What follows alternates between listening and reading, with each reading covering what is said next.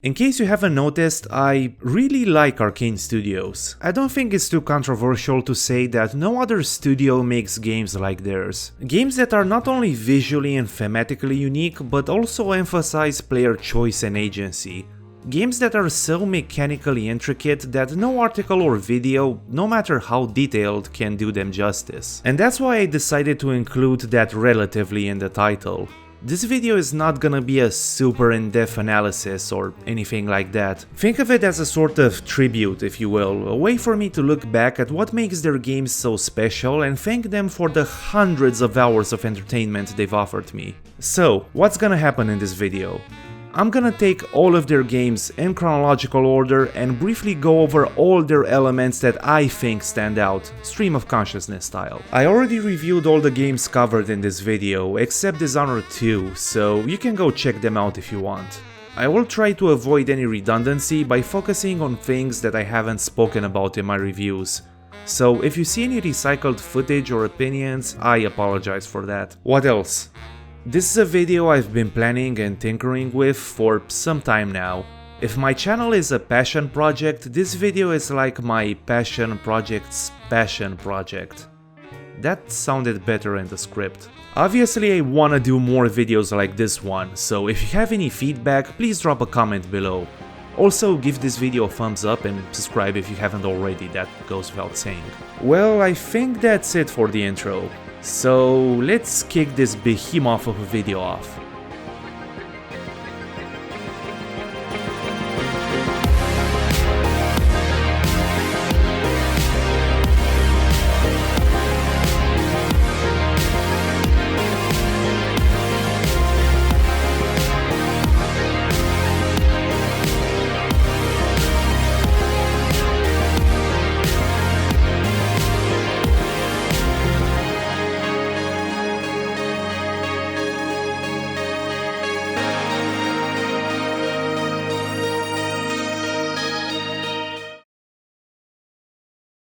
Arkane Studios is one of the most highly regarded studios in the gaming industry. But it wasn't always like this. This should be the part where I recite the studio's history, but no clip already did that, so I don't have to. There's absolutely nothing I could possibly add to their excellent video, so for the sake of clarity, I'm gonna present you with my own abridged version. Once upon a time, there was this guy called Rafael Colantonio. Rafael really loved Ultima Underworld and Looking Glass Studios, and one day he went, "Hey, I wanna do that too, fam." So he grabbed a few friends, founded Arkane Studios and made like 5 games. 5. That's like 5 more games than I ever made. But it wasn't always smooth sailing. You see, their first game, Arx Fatalis, was a complete commercial failure. I wonder why. The critical praise of Arx Fatalis caught the attention of Valve, who offered Arkane the opportunity to develop a game in their newly created source engine. Rafael opted to make a sequel to Arx Fatalis. Sadly, the poor sales of the first game made it difficult to secure a publisher. Arkane was then approached by Ubisoft, who asked them if they could apply the game engine to their Might and Magic series. This became Dark Messiah of Might and Magic. I couldn't find any sales figures, but the reception was lukewarm to say the least. The mid to late 2000s saw the studio struggling to get projects off the ground. Between 2006 and 2007, Arkane was working together with Valve on a spin-off game in the Half-Life series, called Ravenholm. It was cancelled abruptly by Valve. Right after completing Dark Messiah, Arkane started development of a source engine single-player FPS with multiplayer elements called The Crossing. After Arkane was approached by EA to help work on LMNO, a game it was developing with Steven Spielberg, Colantonio decided to cancel The Crossing, as its high budget and niche concept made it difficult to secure a publisher on agreeable terms. While cancelling The Crossing made perfect financial sense, seeing that EA's offer was more stable, sadly, you guessed it, LMNO was cancelled too. This left Arkane in an awkward position, as the economy was still feeling the aftershocks of the 2009 financial crisis. What followed was a period where Arkane was forced to take contract work to keep the lights on.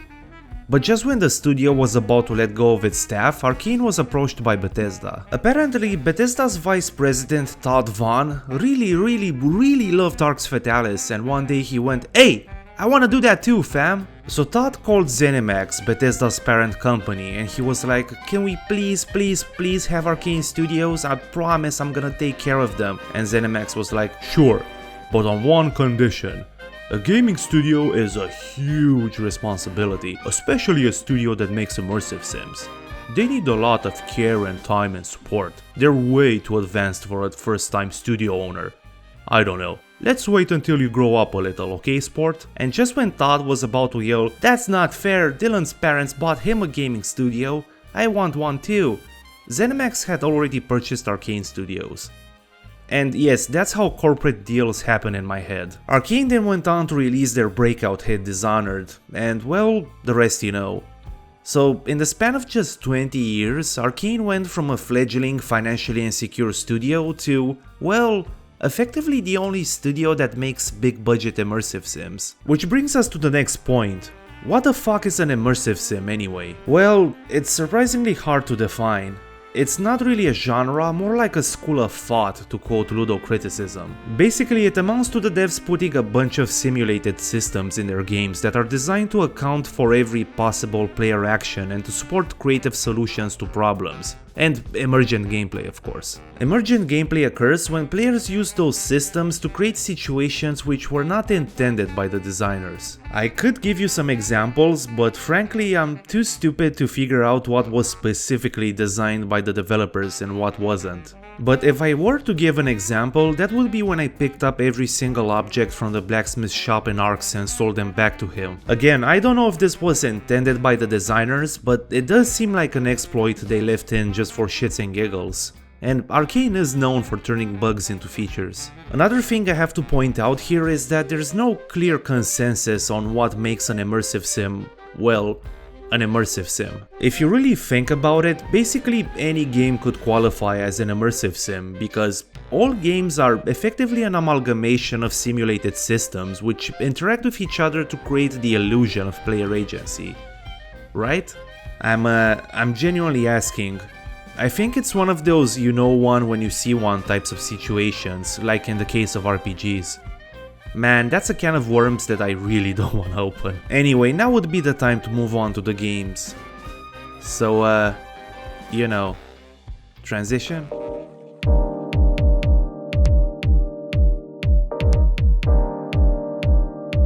Whether we like it or not, developers change.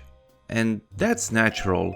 Just like you wouldn't expect, say, a rich and famous Tyler the Creator to rap about the same stuff as in 2011, it would be silly to expect a studio to make the same games over the course of 20 years. Right? Well, no, because Arkane hasn't really changed.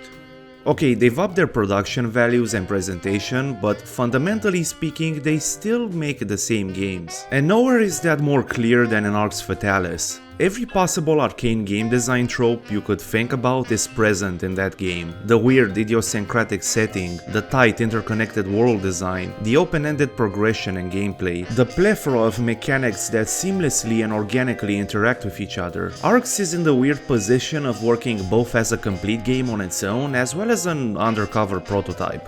Basically an, hey, look at what we can do in game form, if that makes any sense. Arx was originally intended to be a sequel to Ultima. While Colantonio had the support of Paul Neurath, one of the original developers, EA Games, who owned the rights, would not allow him to make a sequel unless he accepted some provisions. Colantonio refused and set out to make his own game in the spirit of Ultima, which entailed amongst other things setting the whole thing underground. The setting is probably the first thing that sticks out.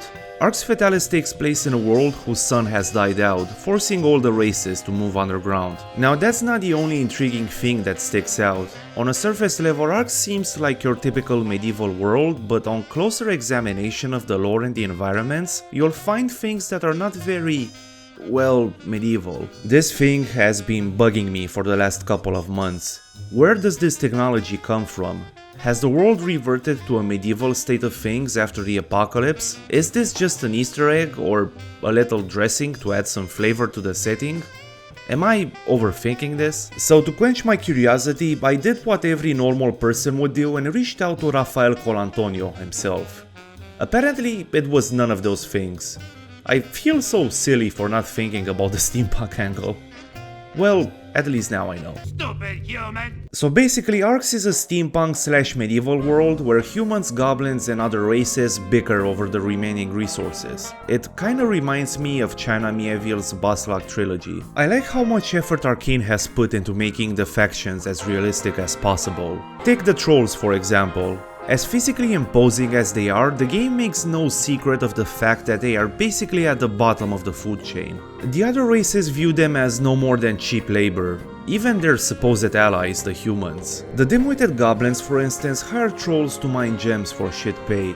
So when the troll's idol, an object which they consider sacred, is stolen, they not only stop working, but they take this opportunity to demand better payment and working conditions. I love when writers insert these little slices of mundanity into their stories. There's nothing particularly spectacular about labor strikes on their own, but include them in a setting so far removed from our own world and they hit differently.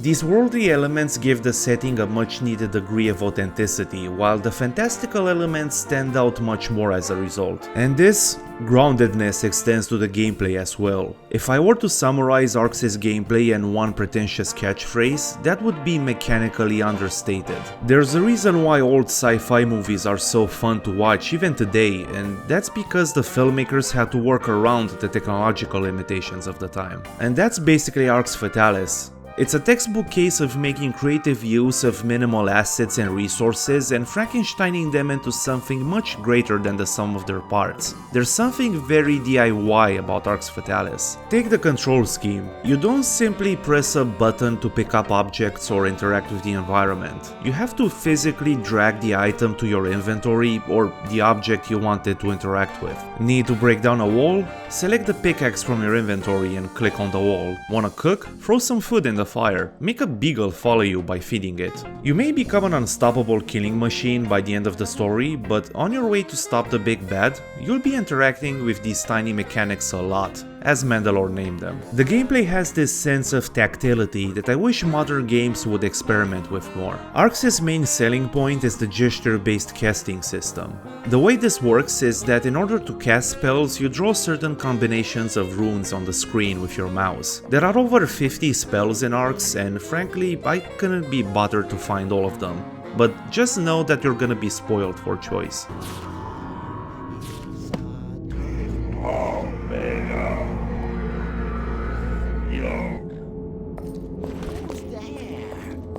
Can't you see I'm in the middle of my prayers?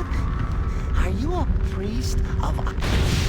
Now sadly, the casting system doesn't always work as intended on modern monitors, even after years of fan patches and mods. This can become especially problematic in combat, where you have to worry about wizards and crazed goblins on top of having to play Magic Scribble. Melee combat isn't too deep either. It basically amounts to charging up attacks and dodging enemy strikes. Though it's worth mentioning that I was pleasantly surprised by the enemy behavior. Chip away too much at an enemy's health and they'll run and ask for help. Also, you're not the only one that has to draw those damn spells in midair.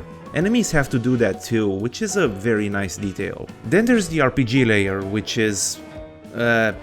it's fine, I guess. Oh, and let's not forget about the clunky and confusing quest journal and map. My advice? Use a guide. Don't be a fucking hero. You'll thank me later. However, nobody plays Arx Fatalis for the intricate RPG mechanics and the combat. Much like a 15-hour post-rock album, you play Arx for the experience. And for the bragging rights, of course. Arx Fatalis features a sprawling interconnected dungeon filled with side quests and obstacles that players can approach in any way they want. Arx doesn't hold your hand, and it isn't one of those cases where the game doesn't officially hold your hand but will gently push you in the right direction. Nah, you're on your own, son. So... that's it. I don't really have much else to say about Arx that I haven't already covered in my review. Arx is a labor of love, a tribute to the immersive sim classics that inspired it. But until Arkane had ascended to immersive sim godhood themselves, they had one more game to go through. And that game was Dark Messiah of Might and Magic.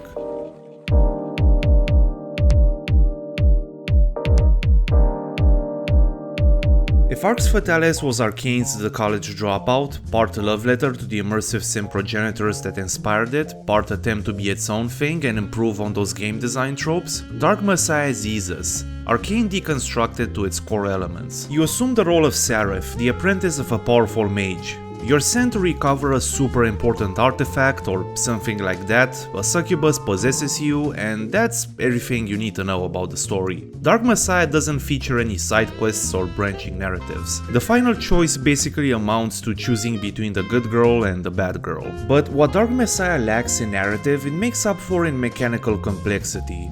Dark Messiah is the closest you'll ever feel to Begbie from Trainspotting. It's that scene where he throws the glass, but in game form. Let's briefly go over the RPG components. You have 3 skill trees: melee, magic and miscellaneous. Abilities are purchased and upgraded through skill points, which are awarded when players complete objectives or discover secret areas. Now, it's worth mentioning that Dark Messiah is very short and linear for an RPG, but the branching skill tree, the hectic combat, as well as the multitude of ways players can approach situations gives it a huge replay value. The game gives you just enough skill points to focus on a specific path, so you won't unlock all abilities in one playthrough. I have to admit this is a bit annoying because, again, no matter what you do, you can't change the course of the story, but what you're gonna do. Normally, I do a breakdown of the game's mechanics and address each of them separately, but in Dark Messiah's case, that's nigh on impossible given how intertwined they are. You see, this game is designed in such a way that all of its mechanics complement each other. Take the sword fighting for instance. Now, you could play the Honorable Knight and defeat enemies in fair combat, or you could just kick them into spikes. You could use the freeze spell like a normal person, or go the Tom and Jerry route. Dark Messiah is all about besting your foes by creatively manipulating the environment. The more you're Rube Goldberging the mechanics, the more satisfying each encounter will feel. And to that respect, the game puts a lot of scripted traps at the player's disposal. Cut a rope and you'll see orcs crushed under the weight of a battering ram. When everything else fails, you can always throw cutlery and vases with the power of your brain. Or kick them over a cliff. Or fry them. It's all up to you really. The combat in general has this very pronounced sense of physicality, and this applies to the weapons too. Daggers are fast but unreliable. Staffs are heavy and take a lot of practice to master. Short swords and long swords are swift and versatile, but almost useless against goblins who can see the attacks coming from a mile away and dodge. Bows?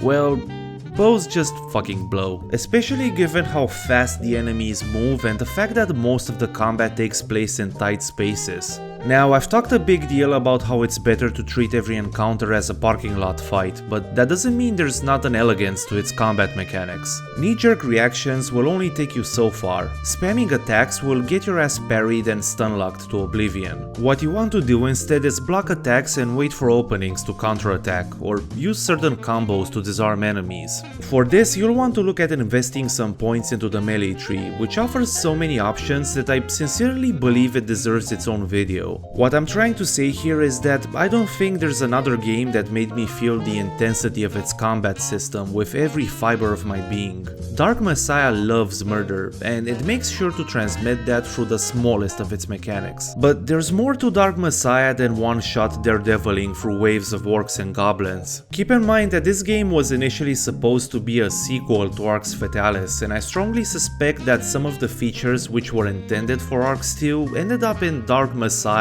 in one form or another. This is just speculation on my part, by the way, but Dark Messiah has some mechanical elements that you wouldn't normally see in a game as linear as this one. First, there's the abundance of secrets. I wouldn't be surprised if there were at least a couple of them still undiscovered to this day, given how cleverly they're hidden. The level design also shows some signs of verticality once you get your hands on the rope bow. You can use it to access optional areas, which contain some pretty sweet loot that will make your life a whole lot easier. Secondly, as mechanically deep as the environmental combat is, it still feels weirdly restrained, as if it was trimmed down to fit Dark Messiah's linear structure. Some emergent combat situations may arise, but the environmental hazards you can unleash on the enemies are mostly scripted. They're just there waiting for you to trigger them. Again, this is just speculation, but Dark Messiah gives me the impression of a game that was supposed to be more complex, but only a small slice of that initial concept made the final cut. Maybe that's why its reception was so divided at release, because we got an abridged version of something that could have been so much better. It's like, instead of getting the whole cake, we only got the whipped cream and maybe a bit of the crumb. Man, I could go for some cake right now. But as you'll see, Dark Messiah was only a transitional step, as it echoes Dishonored in the smallest of details.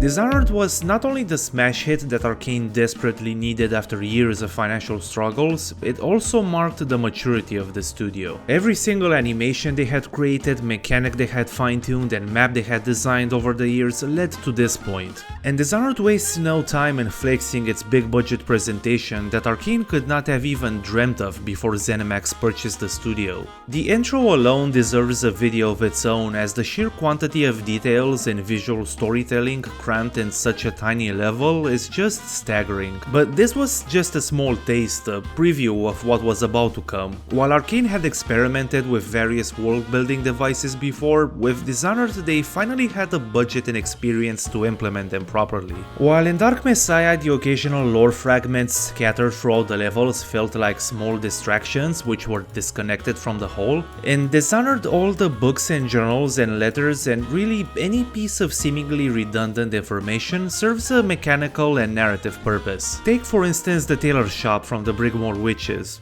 Dishonored's second story-driven DLC, which I talked about in detail in my review. On one of the tables, players will find a letter addressed to the tailor signed by Lady Boyle, who you may remember as the target from the main game. I singled out this small moment in particular because it shows that you don't need much to create a world that feels organic and alive. You don't need to bloat your game with densely populated cities that probably cost the GDP of a small country to produce. Sometimes all it takes is a strategically placed letter. This reminds me of Tony Zhu's video about Edgar Wright. In that video, he argued that comedies rely too much on dialogue instead of using the tools provided by the medium of filmmaking to deliver the comedy. And AAA video games are guilty of that too, for example relying too much on cinematics to do the narrative heavy lifting. And Dishonored is a master at using the tools of this medium to tell its story and immerse players, like visual storytelling, and level design, and well, fuck it, you get it. Let's get to the gameplay. I speculated this might happen.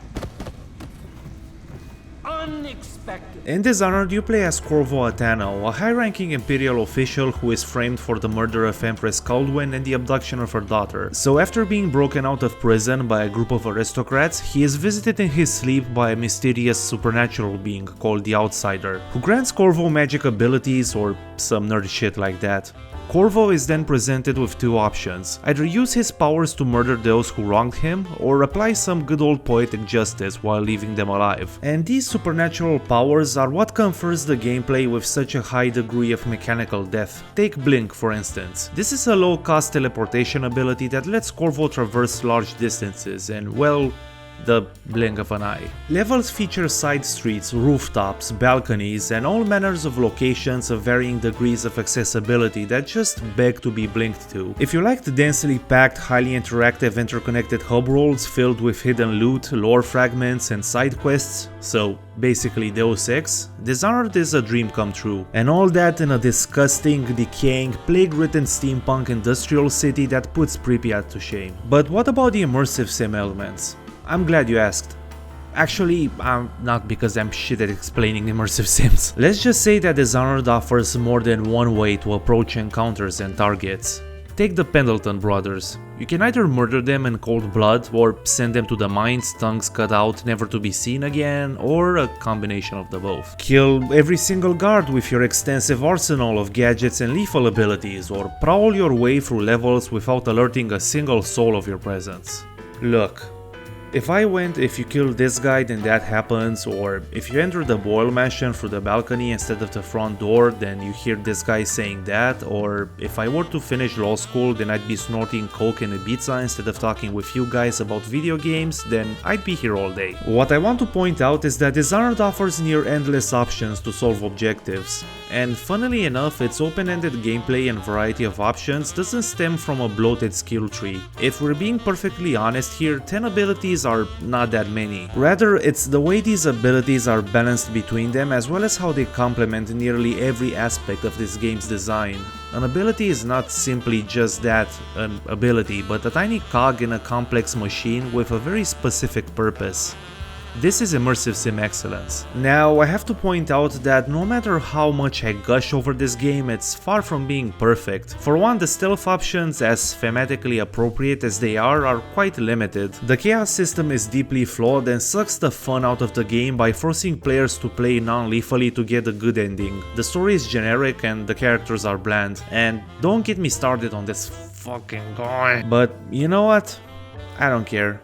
I'm happy Dishonored exists. I love its steampunk aesthetic, its oil-painted visuals, its environmental storytelling, but most of all I love how all of its systems work in tandem towards a common goal. I truly believe it's one of the greatest artistic achievements of the last 10 years, and I think it went on to become more influential than people give it credit for. So this could have been the perfect moment to end this video, but we have 2 more games left, so let's get to it.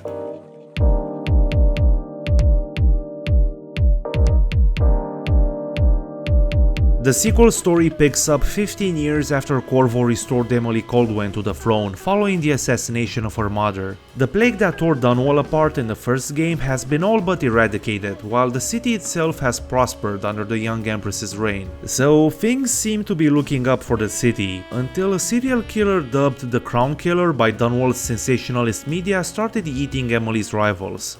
You can probably guess where this is going. Anyway, during a ceremony in remembrance of Jessamine Caldwell's assassination, this shit-stain called Duke Luca Bell barges into the ballroom escorted by his steampunk bionicles. With him is Delilah Copperspoon, the main antagonist in the first game's DLCs, which bridged the story gap between Dishonored 1 and 2. Delilah claims she is the half-sister of the late Empress, petrifies either Emily or Corvo, depending on who you choose to play as, she usurps the throne, blah blah yada yada, you're Dishonored, fuck off to Karnak.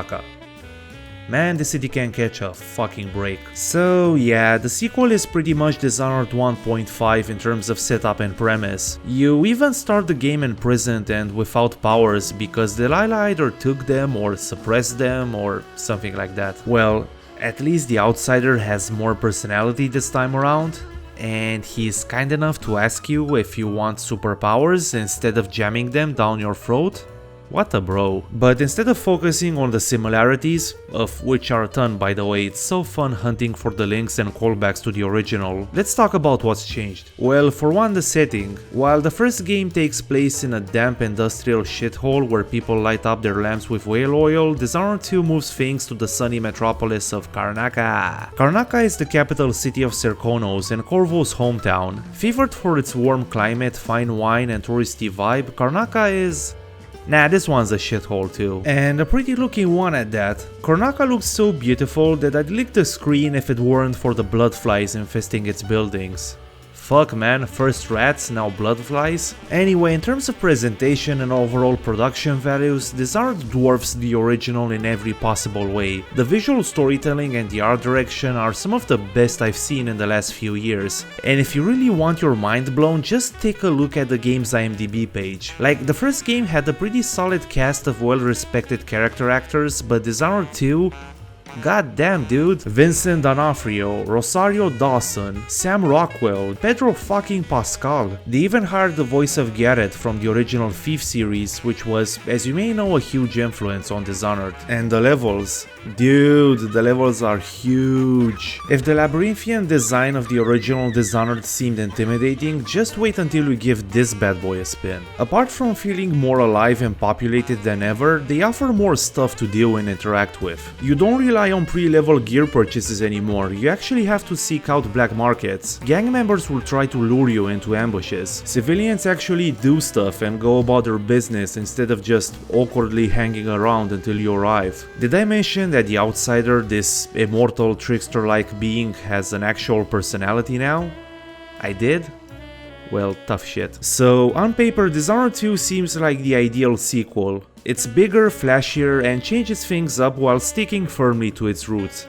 And Yes, that's mostly accurate. For one, power upgrading is way smoother this time around and allows for more experimentation and player choice. Dowd's objectively superior version of Blink from the DLC makes a return in Dishonored 2 in the form of an upgrade. What's more, Dishonored 2 adds a lot more combat possibilities for non-lethal playstyles. A small but significant improvement is the addition of aerial non-lethal takedowns and stun mines. Obviously this had to be counterbalanced in some way, so now you can carry only 5 sleep darts. This was a clever design decision as it makes pacifist playthroughs much more varied while adding an extra layer of challenge. Time Bend makes a glorious return, albeit significantly nerfed. I am fine with this. I think we can all agree that it was so overpowered to the point that it made the original game a joke.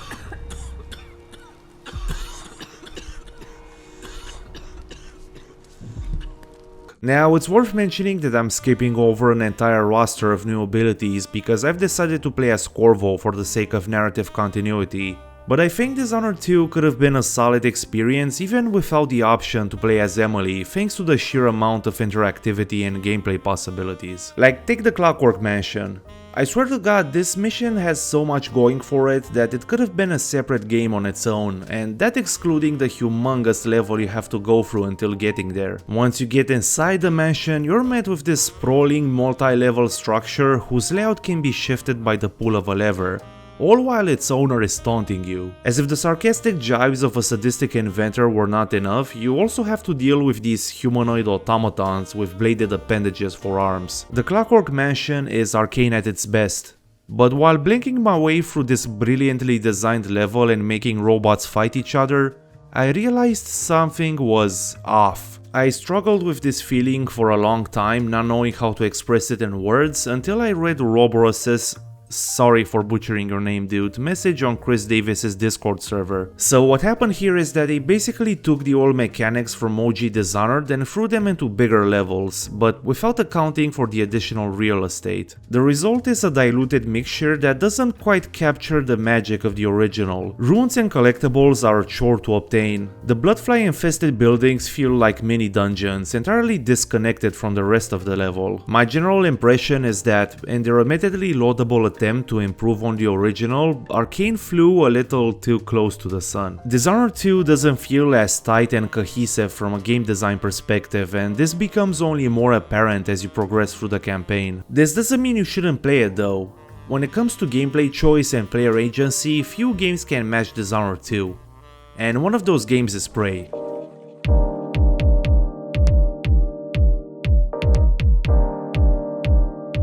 As far as its heritage is concerned, Prey stands out in the sense that it takes its cues from a legendary Looking Glass Studios masterpiece, System Shock, while at the same time being a spiritual successor to Arkane's debut title, Arx Fatalis, which itself was a tribute to the same games Prey takes its inspiration from. If this sounds confusing, that's because it is. Just keeping track of the tangle of studios and people involved in the immersive sim genre on a hobbyist level is enough to drive you insane. If you thought the War of the Roses was a clusterfuck, just look into the history of immersive sims. Anyway, we're here to talk about Prey. If you've watched my full review of Prey, you might have noticed that I kinda worship this game. It had a huge impact on me, like Disco Elysium, to the point that I compare every single game I play to it. Don't get me wrong, Prey is far from being a masterpiece. It has some mind-boggling design decisions which range from head-scratching confusing to amateurish, but the things it does well, goddamn dude. Prey is like, I don't know, it was written. It's not as good as Ilmatic, but you can't not respect its artistry and attempt to push the boundaries of its genre. My point is that I've been revisiting Nas's discography, and since I had no use for my baggage of 90s hip-hop trivia, I thought I might as well dump it in this video. His latest album, The King's Disease, is pretty good. I especially like Car 85. Don't get me wrong, it's not on the same level as New York State of Mind, but Prey 2017 takes place in an alternate timeline where President Kennedy out-eated his assassin and decides to dump billions and billions of dollars into the space program. The Russians then discover an alien species on the Sputnik 1, and the US and the USSR went like, hey, maybe we should stop this Cold War thing and deal with the alien threat, and then they went okay, and then the Soviet Union kind of sort of avoided its real-life collapse from 1992, and then they built this huge space station around the moon to imprison the aliens. I'm skipping a lot of stuff here. Look, as far as alternative history fiction is concerned, Prey is up there, but Prey goes beyond just regurgitating 60s iconography and slapping a retro-futuristic filter on top of it. One of Prey's main themes is nostalgia. But not just any type of nostalgia, it's specifically that kind of longing for things someone has never experienced. After a brief Google search, I found out that it's called desiderium, and frankly, this fancy word that I have just discovered sums up the game pretty well. You can see it in the posters and the environmental storytelling. The naivete of this world, nostalgic for 60s iconography and mid-century interior design, would have been cute were it not for all the shit going on in the background. Remember, this is a world not unlike that of the Alien franchise, where multinational corporations have replaced governments as centers of power and human beings are regarded as no more than lab rats. You don't have to delve too deep into Prey's lore to find out about Soviet gulags performing dangerous experiments on prisoners, or TranStar execs covering up the flaws of the neuromod technology for marketing reasons. But it's this thematic depth that eventually proved to be the main reason behind Prey's downfall. Prey is, simply put, too smart for its own good. The game sets high expectations with its mind-bending intro, only to slow down to a slog right up until the final act. What's more, Prey's themes and message click only after having played the ending. And since so few people beat the games they play, Prey ended up being misinterpreted. And for good reason. Without the final piece of the puzzle provided by its closing minutes, Prey's admittedly fun mid-game section feels devoid of any purpose. If it seems like I'm tiptoeing around the problem, that's because I'm physically struggling not to spoil the ending. So what about the gameplay? To use a tired cliche, imagine if System Shock, Arx Fatalis and Dishonored had a baby which they sent to be tutored by Deus Ex and Bioshock. I can only imagine how hard this game was to market. This medley of mechanics and game design philosophies is what makes Prey such an intriguing and, to be honest, horrifyingly difficult game to analyze. Think of Prey as an all-star reunion of all the immersive sim tropes, both good and bad. First, there's the intricate, geographically cohesive world design that allows for multiple paths to reach locations. Then there's the resource-based economy that requires careful planning and management of supplies, objectives that support multiple solutions, excellent world building, a brooding, oppressive atmosphere that keeps players on edge, a fleshed-out progression system that feels meaningful and empowers players to play the game their way. While I was hooked on Prey the moment I hopped into that helicopter at the beginning of the campaign, I fell in love with it when I discovered, by total accident, that I can use a toy gun to activate out of reach buttons and screens. And sure, a toy gun is not enough to make a game GOAT material, but it does convey the idea that Prey is the kind of game where anything goes, that every possible playstyle has been accounted for by developers and that players are free to be creative and exploit the game mechanics to their heart's content. I don't know what else to say about this game that hasn't been already covered to death. I could spend another hour talking about the mimics, the excellent world building and the lore, the sprawling web of squabbles, tensions and relationships you can uncover by listening to the audio logs left behind by the inhabitants of Talos 1. Fuck, I'm sure I could squeeze another 15 minutes talking about the furnishings. But you know what? I'm gonna shut up and let you experience that for yourself. Or go watch my full review, I'm content either way. Nah, I'm kidding. Please go and play this game. Come on, off you go. So how does the future look for Arkane Studios? Well, I'm pretty optimistic, to be honest. Just this year, Arkane celebrated its 20-year anniversary, and in a still volatile industry where studios can rise and fall in the bat of an eye, that's an achievement in itself. Rafael Colantonio, Arkane founder and immersive sim apprentice turned pioneer on his own, stepped down as company president in 2017 to focus on his personal life. His retirement was short-lived as he went on to found Wolfeye Studios and announce Weird West, a top-down action role-playing game with immersive sim elements set in a fantasy western universe. You know that old saying, you can take Colantonio out of Arkane, but you can't take Arkane out of Colantonio. As for future projects, Arkane is adding the finishing touches to Deathloop as we speak, and from the looks of it, it's going to be a blast. I love the stylized, swinging 60s aesthetic and the setting, which is apparently based on the Faroe Islands. Now, as for which is my favorite Arkane game, I couldn't really answer that. It would be like choosing my favorite child.